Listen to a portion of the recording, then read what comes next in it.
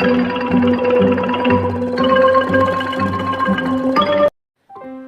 pertemuan ini kita telah sampai pada bagian Bhinneka Tunggal Ika.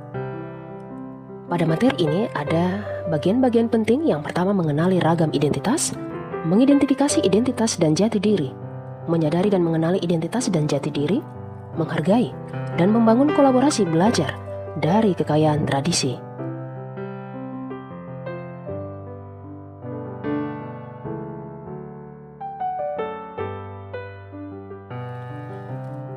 Adapun capaian pembelajaran, pertama, mengidentifikasi pengaruh keanggotaan kelompok lokal, regional, nasional, dan global terhadap pembentukan identitas, serta menjelaskan makna dan nilai dari keragaman.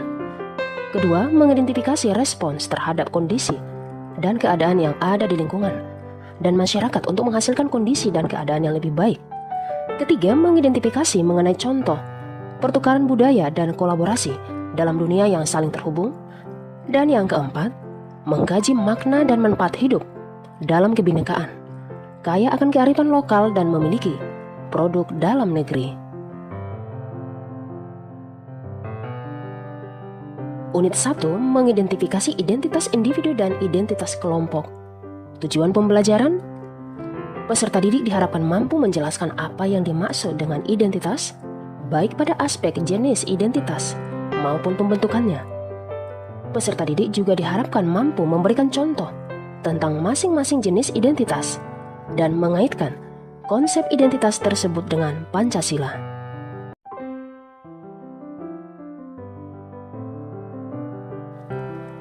Pancasila adalah jati diri bangsa Indonesia. Dalam Kamus Besar Bahasa Indonesia, jati diri diartikan sebagai keadaan atau ciri khusus seseorang. Padanan kata jati diri adalah identitas. Identitas dan jati diri merujuk pada pengertian yang sama. Ada dua pendapat besar tentang bagaimana identitas itu terbentuk. Pertama, ada yang beranggapan bahwa identitas itu gifted atau terberi, sesuatu yang menempel secara alamiah pada seseorang atau sebuah grup. Seseorang yang dilahirkan memiliki ciri fisik, berkulit putih, bermata biru, berambut keriting, adalah contoh tentang bagaimana kita memahami identitas dalam diri sebagai sesuatu yang alamiah. Kedua, identitas yang dipahami sebagai hasil dari sebuah desain atau rekayasa baik aspek budaya, sosial, ekonomi, dan lainnya. Ada 4 tipe jati diri.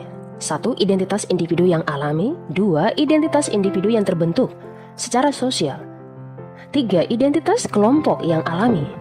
Yang keempat, identitas kelompok yang terbentuk secara sosial.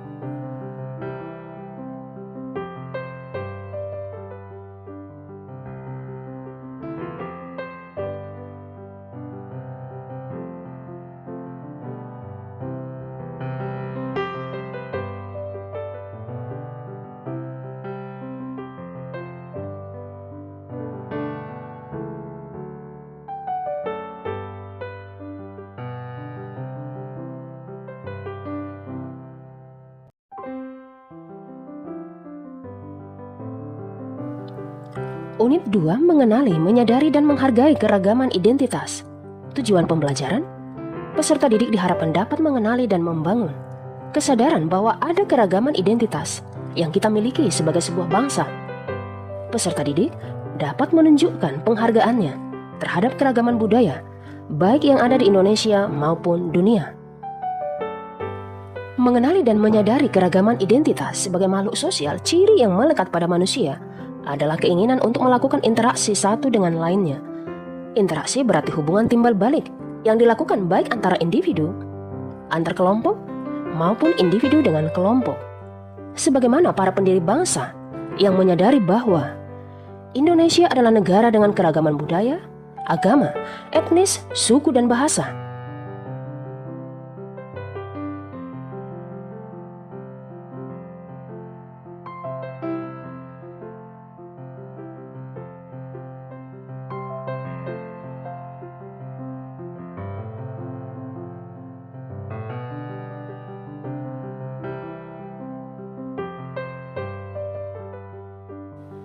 Menghargai keragaman identitas, kebanggaan atas jati diri, tidak lantas membuat kita harus menganggap rendah identitas bangsa lain. Masing-masing kebudayaan memiliki kekhasan atau keunikannya masing-masing. Unit 3, kolaborasi antar budaya di Indonesia, tujuan pembelajaran. Peserta didik mampu menjelaskan Indonesia sebagai sebuah negara yang terbentuk dari keragaman budaya. Peserta didik juga diharapkan mampu mengidentifikasi pentingnya melakukan kolaborasi budaya yang ada di Indonesia. Peserta didik diharapkan mampu memberikan respon atas kondisi dan keadaan tidak baik yang ada di lingkungan dan masyarakat menjadi lebih baik. Indonesia sebagai produk kolaborasi budaya. Kolaborasi merupakan sebuah kerjasama yang dilakukan, baik individu maupun kelompok. Mereka yang terlibat dalam kerjasama itu mendasarkan dirinya pada nilai yang disepakati, komitmen yang dijaga, serta keinginan untuk menunjukkan kepada khalayak bahwa perbedaan latar belakang budaya tidak menghalangi siapapun untuk bisa bekerja bersama-sama.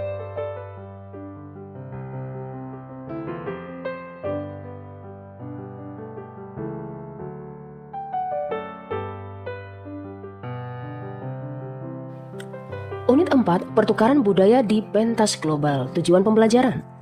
Peserta didik diharapkan mampu mengidentifikasi tradisi, kearifan, serta kebudayaan masyarakat di negara lain. Peserta didik juga diharapkan mampu menampilkan atau mempromosikan budaya, tradisi, atau nilai-nilai yang dimiliki oleh bangsa Indonesia ke masyarakat dunia. Mengenali kearifan masyarakat dunia. Promosi dan kolaborasi budaya dalam dunia yang terhubung. Dunia saat ini memerlukannya. Mengapa? Menurut Hans Kung, umat manusia di dunia dihadapkan pada 3 tantangan. Tantangan yang pertama, kehidupan umat manusia sedang berada di bawah ancaman yang tiada lain berusaha mempertaruhkan atau mempertarungkan satu peradaban dengan peradaban lainnya. Kedua, munculnya gerakan fundamentalisme, khususnya yang berkaitan dengan ideologi tertentu yang kerap kali menutup pintu rapat-rapat bagi masuknya segala produk modernitas.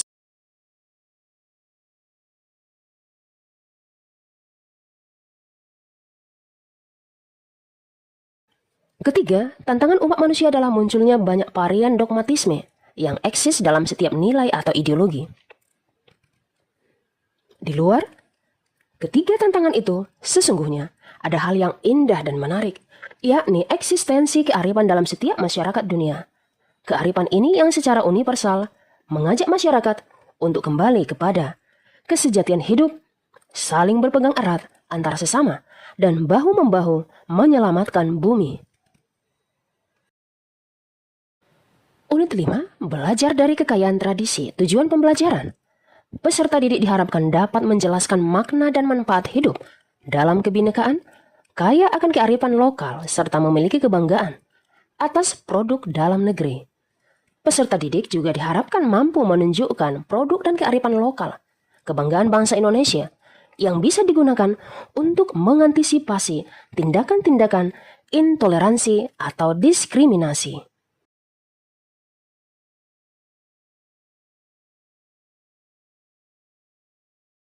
Bayangkan, jika satu kebudayaan merasa dirinya lebih adiluhung daripada kebudayaan lain, atau jika ada pemeluk agama yang menganggap ajarannya yang paling sempurna, sehingga pemeluk agama lain tidak berhak hidup di negara ini. Kalau ada klaim keunggulan budaya atau agama, sudah pasti kita tidak lagi menjadi negara yang berbineka, yang kaya akan tradisi tersebut.